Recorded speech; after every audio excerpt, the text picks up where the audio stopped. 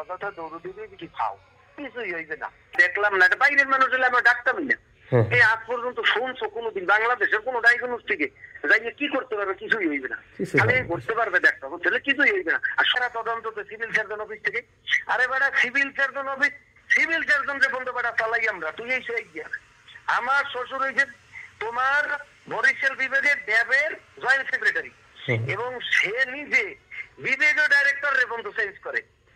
এর কারণে শ্যামতা ঠিক আছে, কি হয়েছে? কিছুই হইবে না। কথা তদন্ত সিভিল সার্জন অফিস থেকে। আরে বেটা civil surgeon office, civil surgeon যে বন্ধু বেটা চালাই আমরা, তুই এই সেই গিয়া। আমার শ্বশুর হয়েছে তোমার বরিশাল বিভাগের ড্যাবের জয়েন্ট সেক্রেটারি, এবং সে নিজে বিভাগীয় ডাইরেক্টর রে বন্ধু চেঞ্জ করে।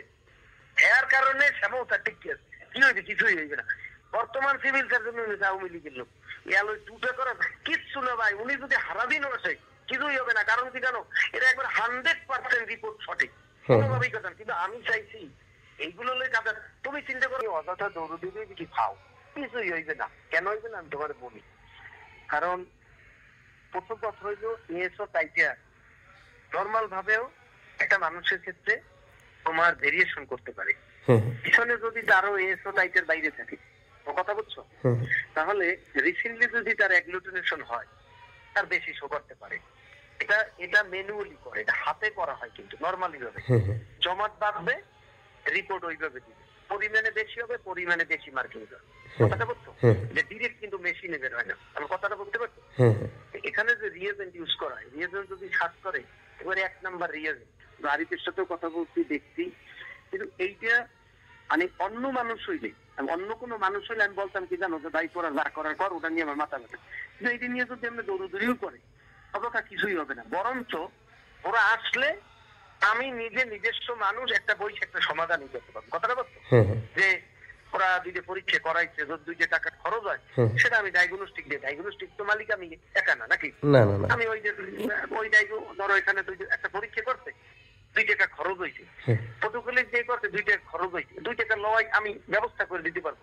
কিন্তু কথা নিজে নিজে দৌড়দৌড়ি করে চাইলে না পারলে বরং চাইবে কি জানো, এটা আমার ল্যাবে সাগর থেকে শুরু করে ওরা কেউই এটা নিয়ে মাথায় ঘামাইতেছে না। কারণ ওরা জানে এটার ব্যাখ্যা যথেষ্ট পরিমাণ আছে। শোনো, ডাক্তারদের একটা বিষয়, জেনারেল মানুষ অনেক কিছু বুঝতে চাইবে না। তোমার আমি একটা কথা বুঝি, তোমার ডায়রি হয়েছে না, আমার কলেরা স্যালাইন দিয়েছেন, রুগী জিজ্ঞেস করেন আমার রুগীর ডায়রি আপনি কলেরা স্যালাইন কেন দিতেছেন, এই ব্যাখ্যা কিন্তু তুমি জেনারেল মানুষকে দেখতে পারবে না। পারবা? সারাদিন বুঝলে বুঝবে না। এই যে বুঝবে ডাক্তার তো ডাক্তার ব্যাখ্যা দিচ্ছে। এই জন্য আমি বলতে চাই কিছুই হবে না। বাট আমি বলতে আছি, যেহেতু আমাদের নিজস্ব মানুষ 2 টাকা খরচ করছে, আমি চেষ্টা করব যাতে ওরাও ওদের জিনিসটা জানি করে নিতে পারছে। আমি বলতে চাই আমি ওদের কাছ থেকে আগে জানি, আমি জানলাম না, দেখলাম না, এটা বাইরের মানুষ হলে আমরা ডাক্তারই না। এই আজ পর্যন্ত শুনছো কোনোদিন বাংলাদেশের কোনো ডায়াগনস্টিকে যাইয়ে কি করতে পারবে? কিছুই হইবে না। খালি করতে পারবে ডাক্তার, বুঝলে কিছুই হইবে না। আর সবচেয়ে বড় কথা হলো এটা একবারে অথেন্টিক। এই আমি কথা বুঝছো, তুমি নিজস্ব মানুষ ওরে তুমি দেখো। আমি যেহেতু আমি ডাক্তার সাথে জড়িত, আমি কথা বলি, তারপর যদি কিছু হয় আমি ব্যক্তিগত ভাবে সেটা আমাদের লেভেল শেয়ার হোল্ডার আমি বুঝি অন্যভাবে ম্যানেজ করবো। বুঝতে বিষয়টা আমি চাইতেছি নিজস্ব বিষয় লইয়া কোনোভাবে কাদা সরাসরি না। আমি পরিচয় করবো না, কি করবো বলো? সেটা তো আমি যদি চিকিৎসা করি আমিও তো করবো না। না, তোর চিকিৎসা করে কোনো লাভ নাই ভাই, তোমরা ভালো যায় না করো, এই না করো, এইগুলো কাদা সরাসরি করা লাগবে না। তুমি ওদেরকে ডাকো, তারপর আমরা নিজেরা নিজের একটা সমাধান আমি দিয়ে দিব না। কথা বলতো।